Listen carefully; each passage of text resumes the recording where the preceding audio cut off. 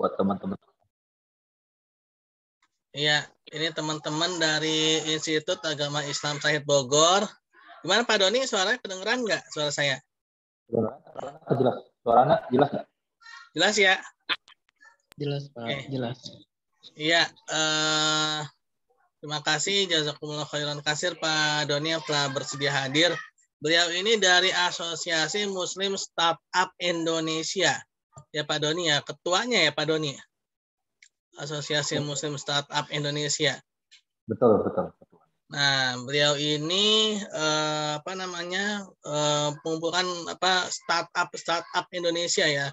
Jadi bisnis startup itu bisnis yang omsetnya miliaran dengan mungkin dengan sumber daya yang mungkin tidak begitu banyak itu Pak Doni. Mungkin Pak Doni nanti bisa jelaskan ya teman-teman di sini. Kebetulan kan ini mata kuliah sistem informasi digital Bank Syariah. Ya walaupun sistem bank syariah ya, tapi ini saya ingin bawanya ke fintech Pak Doni, fintech syariah ya. Nah Pak Doni ini juga memiliki sebuah fintech syariah juga Pak Doni ya. Ya betul. Nah beliau ini praktisinya langsung teman-teman. Mungkin untuk menghemat waktu saya langsung serahkan saja ke Pak Doni ya. Dan mungkin harus jadi co-host ya, biar bisa share screen. Oke, coba. Share udah bisa sih. Bisa ya. Ya udah oke deh. Memang udah bisa. Kita langsung aja.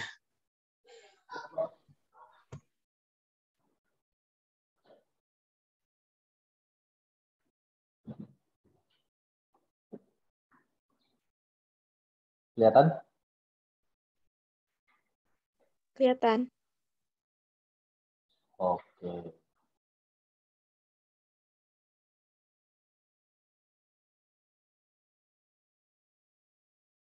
Salam Jelas kita Pak. tujukan kepada junjungan besar kita Nabi Muhammad SAW.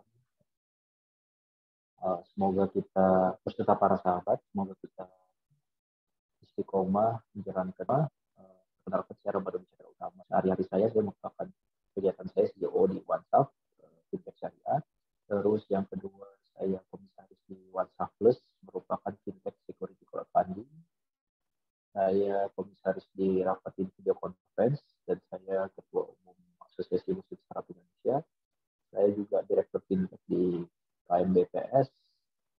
Terus bersama Pak Aswi, saya juga di kepengurusan. Dan saya juga di asosiasi WITA. WITA itu World Halal Trade Alliance yang punya orang Indonesia, komunitasnya cuma namanya lebih dikenal di luar negeri ya, karena yang diisi rata-rata oleh para duta, mantan para duta besar. Oke, jadi saya ingin menginformasikan tentang apa sih fintech itu dan apa sih tentang inovasi keuangan digital gitu ya. Mohon maaf dia ada tipe-tipe tulisan sedikit karena saya buatnya ini presentasi saya kemarin waktu acara Fintech Summit bersama Fintech Summit Indonesia ya yang berlangsung pekan lalu. Jadi apa sih itu? Jadi di saat ini dunia itu berkembang, gitu ya. Saat ini dunia berkembang di mana segala kegiatan masyarakat soal untuk payment bayar membayar, transfer itu tadinya konvensional sekarang berpindah menjadi lebih modern. Lahir para fintech ini apa sih contoh-contoh fintech itu seperti yang kita kenal itu GoPay, terus ShopeePay, OVO itu bisa disebut dengan fintech. Artinya fintech itu untuk memudahkan orang untuk melakukan transaksi di kegiatan aktivitasnya sehari-hari, gitu ya. Nah, definisinya apa itu di inovasi keuangan digital? Berdasarkan POJK nomor 13 POJK 02 2018, inovasi keuangan digital yang selanjutnya disingkat IKD adalah aktivitas pembaruan proses bisnis, model bisnis dan instrumen keuangan memberikan nilai tambah baru di sektor jasa keuangan dengan melibatkan ekosistem digital. Jadi sekarang itu bisa disebut bahwa dunia itu sudah 5 inch. Gitu ya. Apa itu 5 inch? Yang tadinya kita bawa kartu kemana-mana, bawa duit cash kemana-mana, sekarang cukup bawa handphone aja gitu ya. Semua kalau kita sebut world in your hands. Jadi semua diurus oleh handphone. Tiba-tiba mau beli sesuatu ya buka handphone, barang udah dikirim gitu ya. Tiba-tiba mau bayar sesuatu tinggal buka handphone,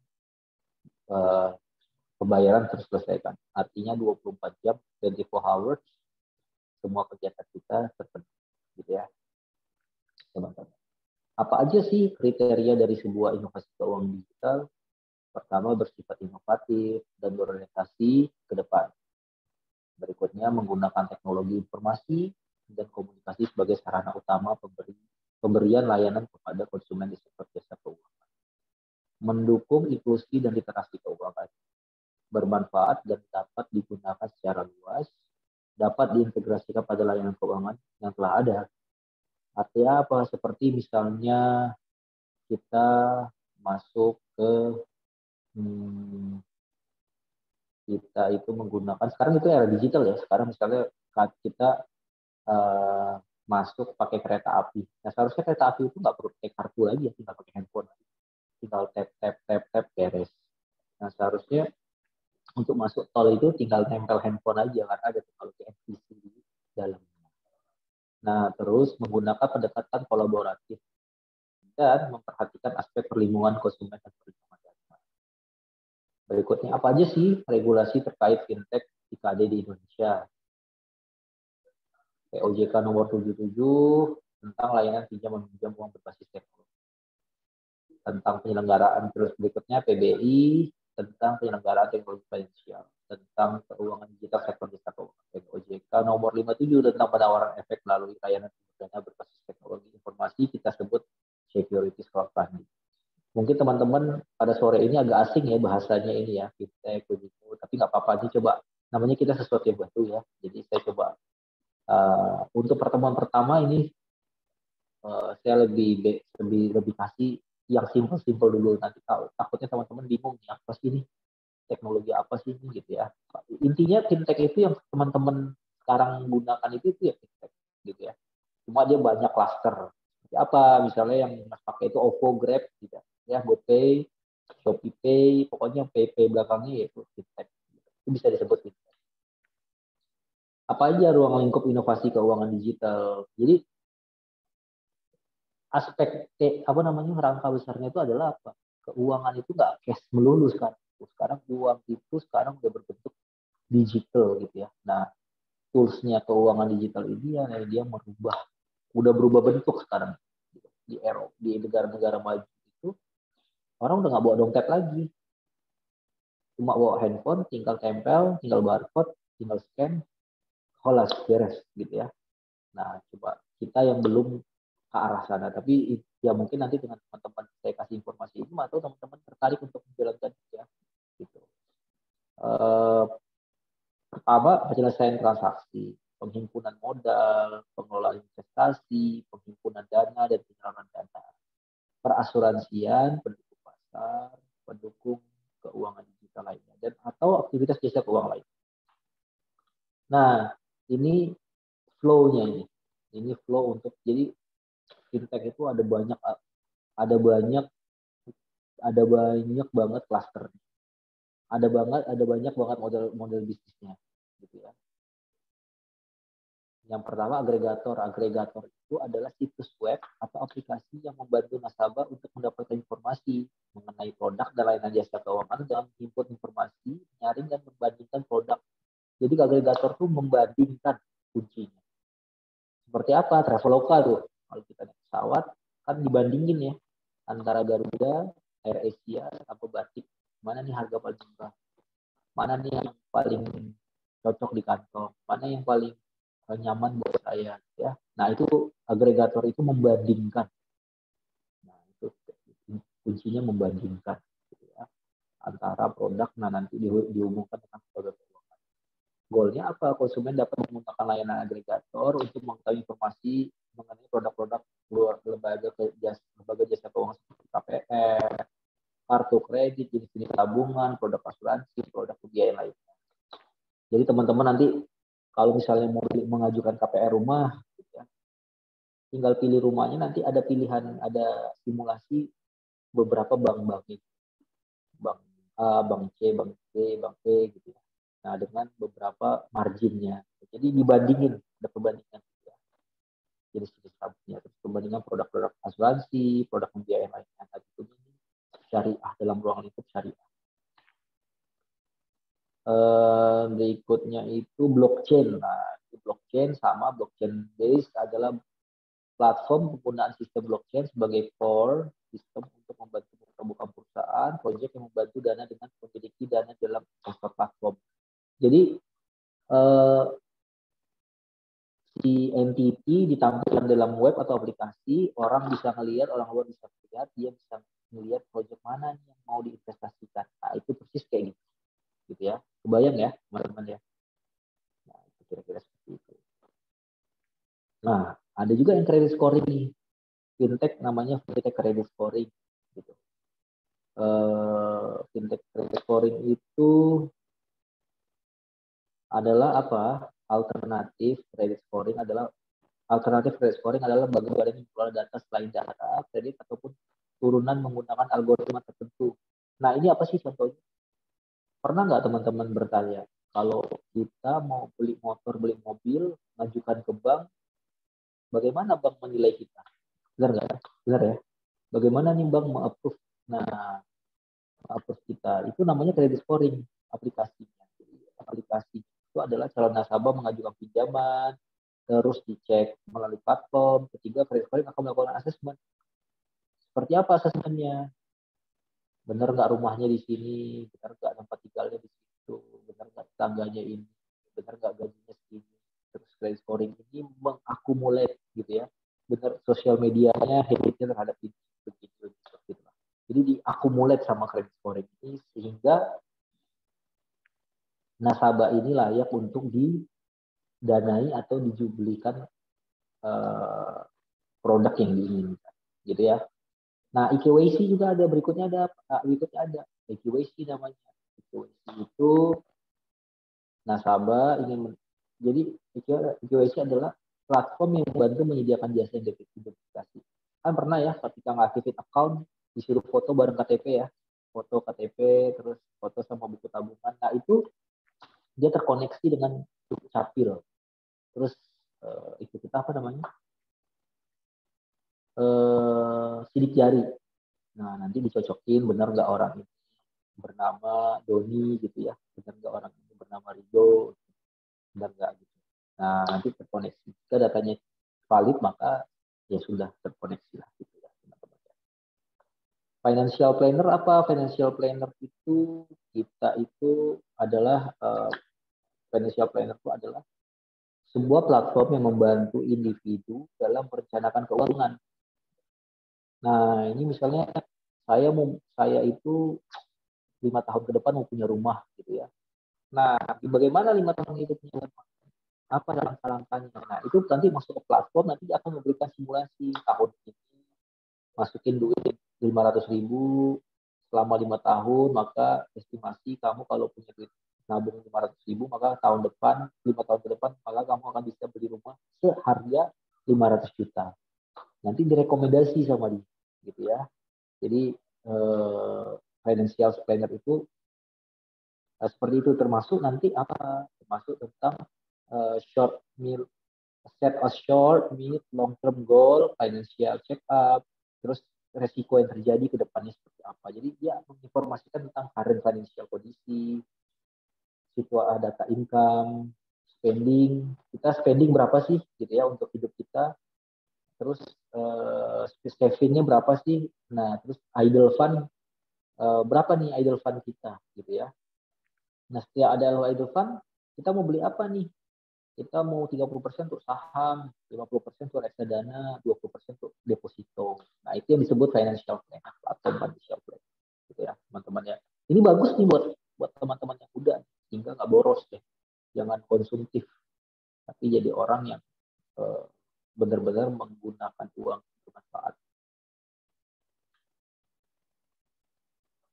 Terus financial agent itu apa? Financial agent itu adalah merupakan inovasi keuangan digital berbasis web atau aplikasi membantu OJK untuk menyalurkan pembiayaan. Nah, jadi kalau misalnya ada kebutuhan project, gitu ya, ada kebutuhan project X.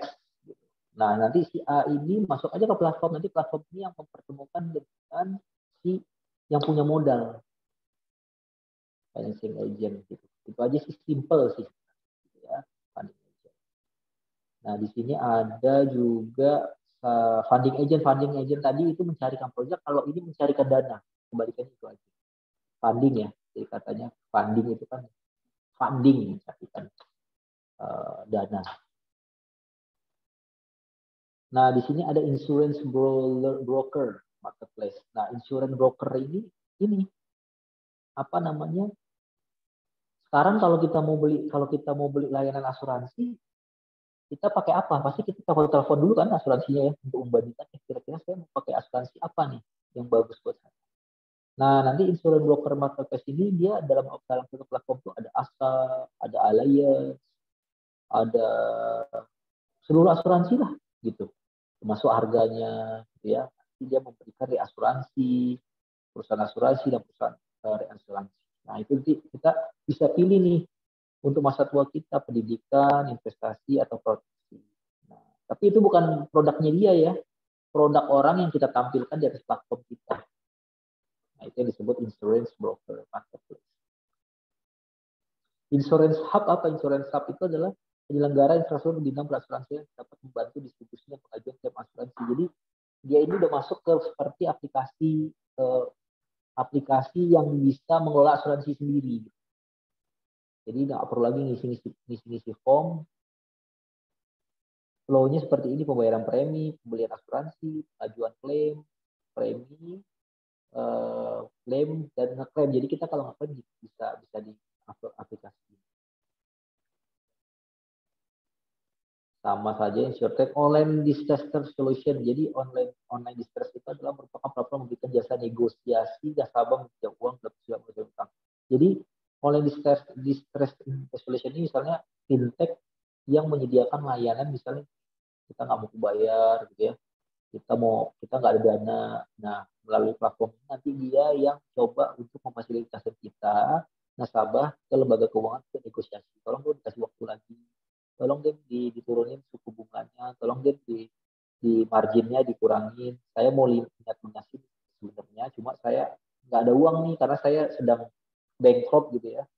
Nah, jadi platform ini nanti akan negosiasi ke lembaga keuangan gitu kira-kira. Selanjutnya property investment management. Nah, ini sama, jadi pemilik misalnya ada proyek properti kayak Sinar Mas Land gitu ya, dia butuh pendanaan 20 M. Nah, nanti masuk ke dalam platform kita gitu ya, ke dalam platform kita. Nah, di platform kita itu nanti investor lihat tuh, wah ini butuh 10 M, butuh apa, nanti mereka urut gitu ya. Coba untuk memberikan skema dan bagi hasil gitu, untuk modal. Rektek bisa tax accounting. Nah, ini tax accounting merupakan platform yang membantu konsumen individu maupun perusahaan dan memberikan jasa penyusunan laporan. Ada tuh punya teman saya, cuma saya lupa namanya. Jadi platform ini banyak yang memberikan solusi untuk hitung-hitung pajak, laporan keuangan. Nah, itu bisa segala sesuatu itu, makanya sekarang era digital. Jadi segala sesuatu itu bisa dipindahkan ke digital. Ini kayak pembayaran pajak sama pembayaran, kita nggak ngerti ini bayar pajak berapa lah. Itu ini ya. Welltech ini sama kali KCC Autentik adalah platform membantu menyediakan identifikasi verifikasi nasabah yang menggunakan data selain bercapil gitu ya. Misalnya apa, sosial media, terus izin data. Nah, kalau Welltech ini adalah platform yang mengintegrasikan berbagai layanan produk keuangan penunjang yang disediakan suatu perusahaan grup konglomerasi gitu ya, untuk memudahkan membantu penggunaan dana, mengakses serta pengelolaan keuangan mereka, antara lain perbankan, penjaminan asuransi, dan investasi. Ya kalau ini nggak ada, project financing sama social network ya sama Robo. Nah, market validation berdasarkan startupranking.com, Indonesia saat ini sudah menempati posisi kelima dengan jumlah startup terbanyak di dunia, yaitu 2.229 di bulan April. Nah, artinya pertumbuhan startup Indonesia itu tumbuh besar meningkat luar biasa. Nah, teman-teman sekarang mau jadi penonton atau cuma mau jadi bagian dari pembuat startup itu, ya monggo silakan. Tapi saya doakan teman-teman jadi pemain ya, jangan jadi konsumtif terus. Gitu. Amin, Pak. Ibaratnya kita buat game, atau ibaratnya orang main game itu kita jadi pemain terus. Nah, kan enggak mantap ya. Sekarang tuh bagaimana kita jadi yang buat game. Nah, saat ini tercatat lebih dari 60 juta UKM, artinya potensial luar biasa. Gitu ya. Meningkat terus. Terus Badan Pertumbuhan Statistik Indonesia pertumbuhannya meningkat berdasarkan Pluto gitu ya. Nah, rata-rata orang ketika mau menjalankan sebuah usaha pasti banyak pertanyaan nih. Ini pertanyaannya kira-kira nih ada 16 pertanyaan yang saya tulis yang hampir rata-rata banyak orang ketika mau mulai usaha itu, kenapa nggak bisnis? Kenapa nggak mulai usaha? Ya ini, saya ingin mulai bisnis tapi nggak punya ide. Mau bisnis tapi nggak punya waktu. Mau bisnis tapi nggak punya koneksi yang tepat. Mau bisnis tapi terlambat masuk pasar. Mau bisnis tapi nggak punya mitra. Mau bisnis tapi udah tua. Mau bisnis tapi muda. Mau bisnis banyak apinya ada 16. Akhirnya nggak mulai-mulai. Tapi mimpinya kayak Steve Jobs, ya gimana ya? Gitu ya. Mimpinya kayak Mark Zuckerberg. Tapi pertanyaannya banyak. Nah, itu jangan. Kita jangan bergaul sama orang-orang yang terlalu banyak excuse. Itu jelek buat hidup kita. Gitu ya. Nah, ini terakhir dari saya. Sebelum saya buka sesi tanya jawab nanti. Jadi setinggi apapun jabatan Anda adalah tetap karyawan. Anda tetaplah karyawan. Sekecil apapun usaha yang Anda punya, Anda adalah bos. Artinya you are the boss. Gitu. Nah, sekarang mau jadi bos atau jadi karyawan? Ya nggak apa-apa jadi karyawan dulu, bukan anti jadi karyawan. Ya silakan jadi karyawan, tapi jadilah seorang entrepreneur nantinya. Gitu ya. Karena apa?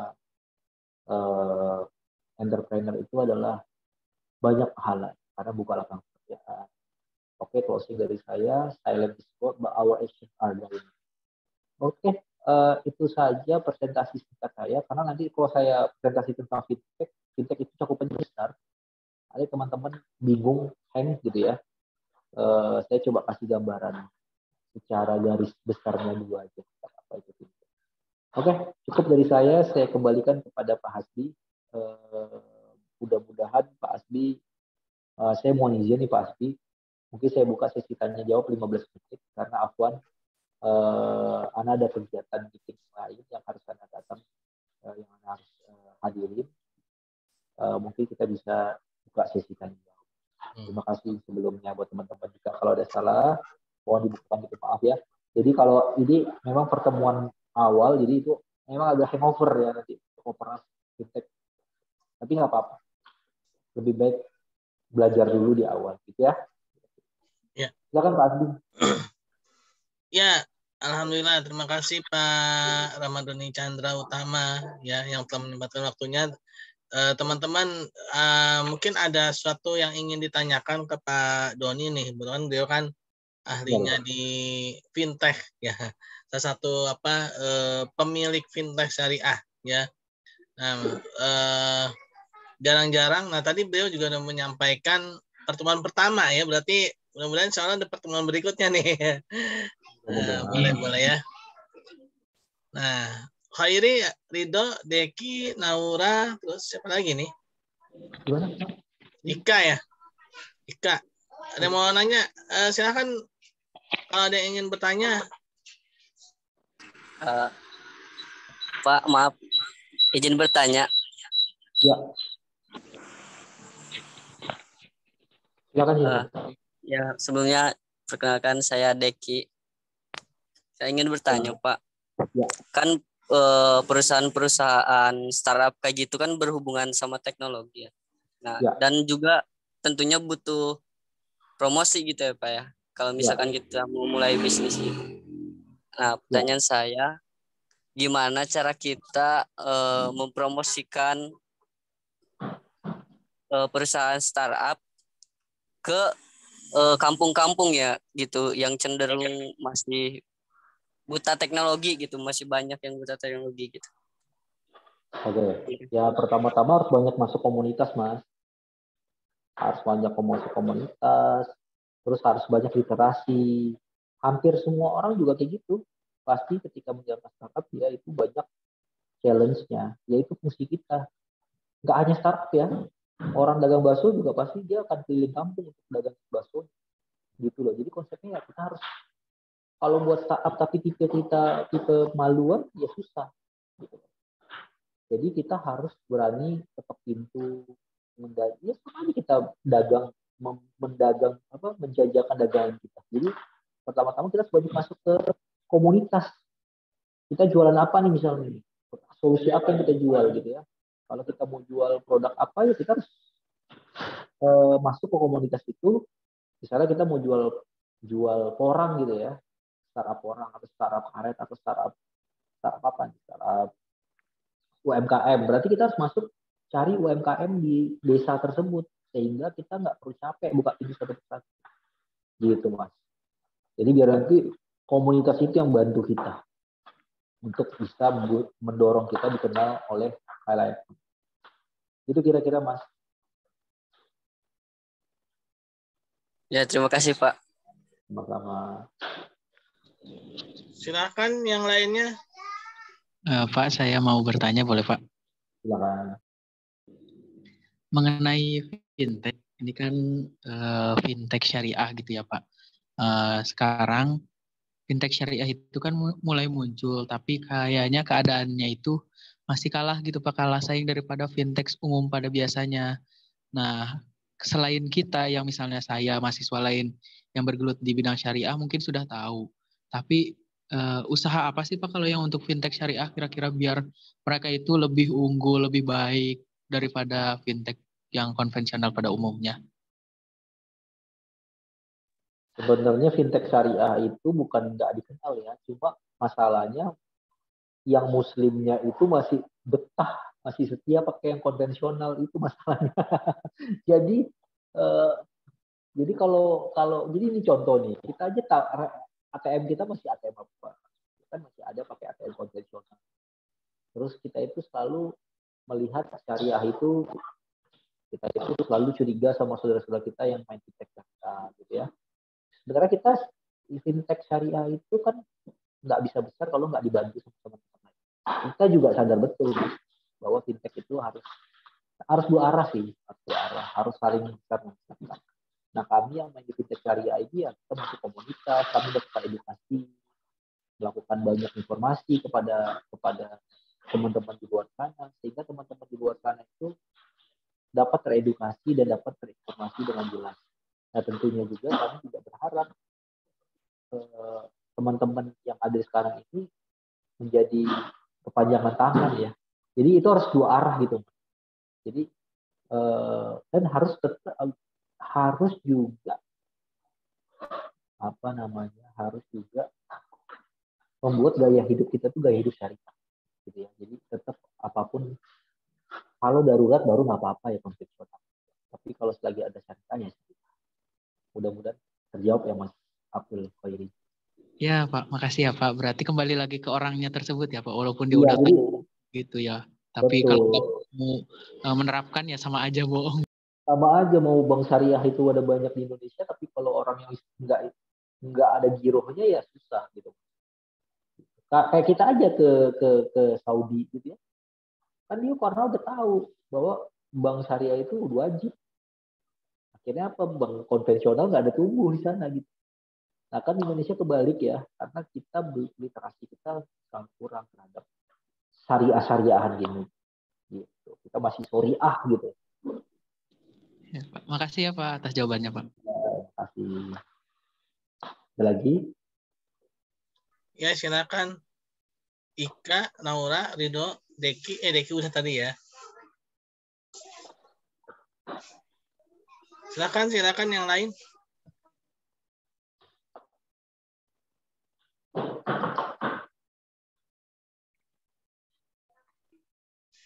Mana Naura? Enggak, Pak.